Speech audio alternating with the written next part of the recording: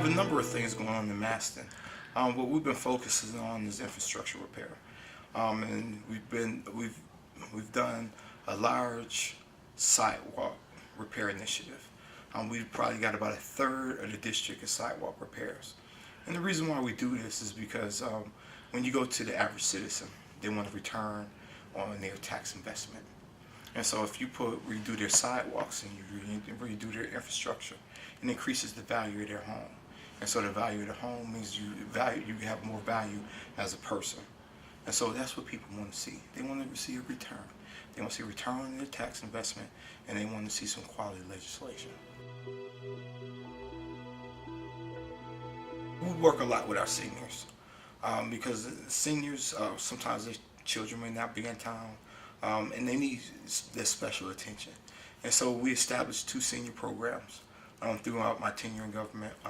One was over at the Edward Saunders Community Center, and then we reestablished the one at the Friends to the Elderly Community Center. We also have a certified instructor that comes in and works with the seniors. And we like to do this because it's really a good health fitness program. You know, you get a lot of exercise for it.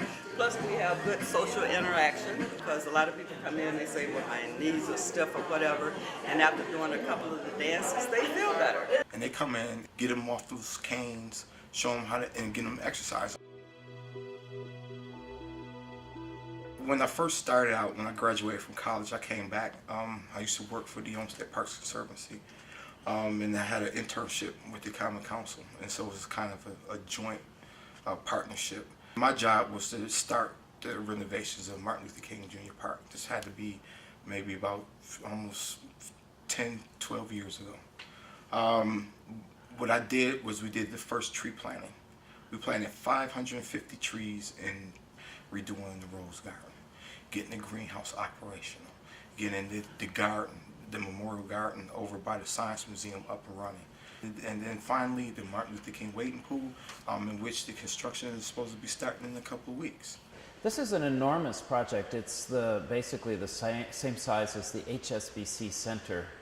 It's a 5-acre splash pad, and it's going to have multi-season interest. In the summertime, it'll be a splash pad, probably one of the largest in the nation. It's proposed to be skating there. I'm going to freeze the whole thing over. In the fall and in spring, it's just a reflecting pool. The support of Councilman Smith has been really essential to all the great improvements that have been undertaken in the Masten District and specifically at Martin Luther King Park. And to see Martin Luther King Park be totally renovated is a feeling that you can't even imagine. As far as community health, we sponsored a resolution about the tobacco advertising. It was ridiculous, the amount of tobacco ads that would be in front of the stores. I mean, it would be like 10, 12 ads in front of the stores, and so then they will be also below like your waist. From the community saying, this is ridiculous. Why do we have to walk by and see 4 or 5 cigarette signs? That's ridiculous. And then if you look at any smoker, they say, well, when I go to the store, I already know what I want to buy. So I don't need all the advertising because I'm going around asking smokers, do you really feel bothered by this? And so the national tobacco people told their distributors to take those ads down. And so now you go in the stores in Masten, you don't see no tobacco ads all out in the store and down there advertising to its children. When I first became chair, and they said we had to do something about this truancy, and so we put together that truancy legislation, making it compulsory for students to be at school and to provide some type of penalties. People have a problem with the penalties, and so we started to talk about it.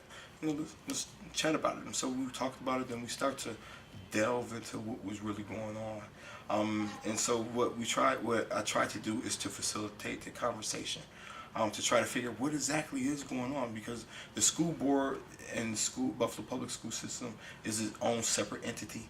The council has a fiduciary responsibility of providing dollars, but we don't know to control those dollars. We've been able to bring people who have a sincere interest in changing the lives of students, caring about the students, and bring their agenda to the forefront.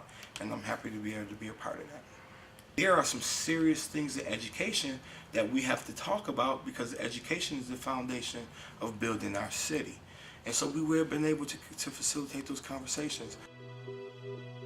In the Master Council office, people turn to us sometimes where they have nowhere else to go. They're going to try every avenue and every alternative, and then they run into brick walls and they come see their council member. Although, you know, a lot of people say, well, that's not what a council member is supposed to do, but this is what the community puts upon us, and this is what they want, and this is what I deliver. And so when you're able to help a person out who is in a very strenuous situation, and see the look of relief on their face when you tell them it's going to be all right, I think that's probably one of the better moments too.